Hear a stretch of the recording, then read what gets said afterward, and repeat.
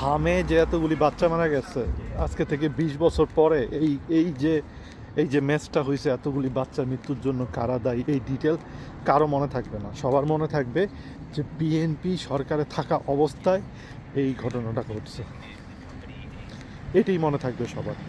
Same এখন BNP যদি, যারা এই হামের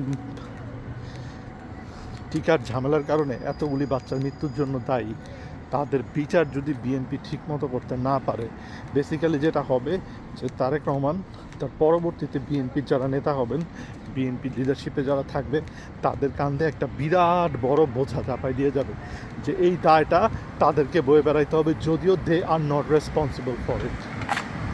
এই জিনিসটা নিয়ে এইটাই হলো সমস্যা, যে সময় মতো বিচার না করার, এবং বিএনপি বার প্রতিবার এই একই ভুলটাই করে। এইটা নিয়ে কথা বলতে বলতে আমরা টায়ার্ড হয়ে গেছি। এই হামের জন্য এতগুলি বাচ্চা মারা গেছে, এটার জন্য যারা দায়ী তাদের বিচার করাটা অত্যন্ত জরুরি। এটা করতে না পারলে এই দায় পরবর্তীতে বিএনপির কাজেই পড়বে। সবাই ভালো থাকবেন। আল্লাহ হাফিজ।